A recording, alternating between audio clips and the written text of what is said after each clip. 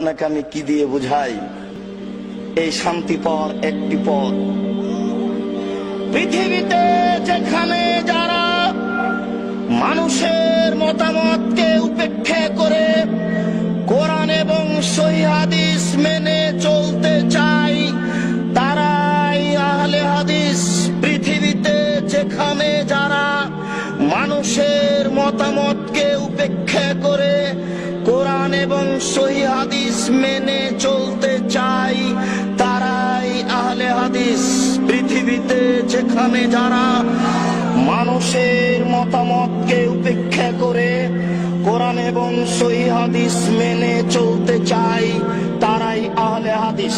আর একটি কথা মনে রাখবেন, পৃথিবীতে হিন্দু বিদ্বান হোক, ইহুদি খ্রিস্টান বিদ্বান হোক, মুসলমান বিদ্বান হোক, কলমে লিখতে গিয়ে ইসলামী দলগুলিকে উল্লেখ করে যাদেরকে মুক্তিপ্রাপ্ত দল বলে ঘোষণা করেছেন, সেই দলটার নাম হচ্ছে আহলে হাদিস।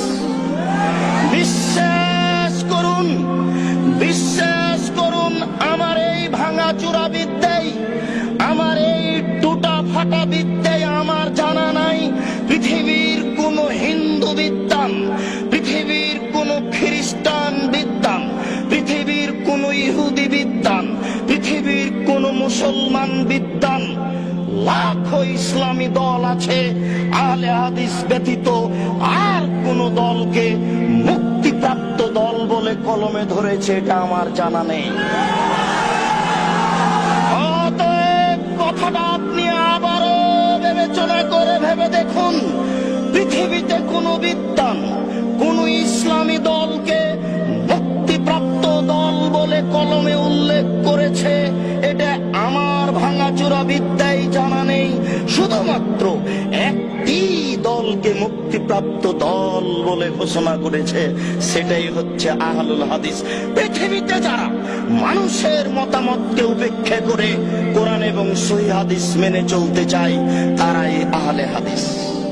বিশ্বাস রাখুন আপনি, এই সহিহ হাদিস বলি এই জন্য ভালো মন্দ দুটাই একাকার হয়ে আছে। সৌদি আরব থেকে ইসলাম বের হয়ে ইরাকে ঢুকেছে, ইরাক থেকে বের হয়ে ইরানে গেছে, ইরান থেকে বের হয়ে পাক ভারতে এসেছে। আস্তে আস্তে ইসলাম উল্টে গেছে। উল্টে যাওয়া ইসলাম, উল্টে যাওয়া মানুষের হাতে থেকেছে 750 বছর। ওরা চলে গেলে যাদের হাতে থেকেছে তাদের নাম ইংরেজ। ওদের দালাল ছিল শিয়া, ওদের দালাল ছিল কাদিয়ানি, ওদের দালাল ছিল অমুসলিম, আরো কিছু লোক দালাল ছিল, তা এখন আর বলছি না। ওরাই তাদের বলেছিল যে আপনাদের জানি শত্রু ওরা যারা বুকে হাত বাঁধে, আপনাদের জানি শত্রু ওরা যারা জোরে আমিন বলে। তাই তারা শহরে খুঁজছিল কোথায় তারা। তাই আমাদের বাড়ি শহরে হয়নি, মসজিদেও হয়নি। শহর ছেড়ে পালিয়ে গিয়ে ওই বাগমারায় আশ্রয় নিয়েছি। বাগমারায় গাড়ি তো যায় না, যায় না, গরুর গাড়িও যায় না, গরুর গাড়ি তো যায় না, পায়ে হেঁটেও যাওয়া যায় না। ইংরেজ যেন আমাকে খুঁজে না পাই, আমি ওখানে গিয়ে আশ্রয় নিয়েছি। মনে রাখবেন, আমি মুনাফিকি করতে রাজি নই। আপনার এই কাজ দেখলে আমার খুব কষ্ট হয়। ওই মিথ্যুক আপনার বুকের ওপরে মিথ্যা তাফসীর করে যায়, সে আপনার কাছে আশ্রয় পায়। আপনি জানেন না আপনার পরিচয়। আপনি সেই মানুষ, যে মানুষটা বলেছিল ফাঁসির মঞ্চে উঠে যেতে রাজি আছি, নিচে হাত বাঁধবো না। আপনি ওই সেই মানুষ, যেই মানুষ বলেছিলেন ফাঁসির মঞ্চে যেতে আছি, চুপে আমিন বলবো না। সেই মানুষ আজকে পরিবর্তন হয়ে গেলেন, ওটাও ভালো হয়ে গেল। এটা হয় না। জনাব মুসলিহুদ্দিন সাহেব আপনাদেরকে বুঝাবেন ওরা কারা, যারা আমাদেরকে ভুল পথে নিয়ে যেতে চাচ্ছে।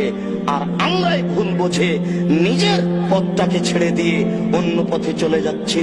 আবারও চেষ্টা করি নিজে কোথায় ছিলাম সেখানে ফিরে যাই। শ্বাস বন্ধ হওয়ার আগে আপনি ফিরে যাওয়ার জন্য চেষ্টা করুন।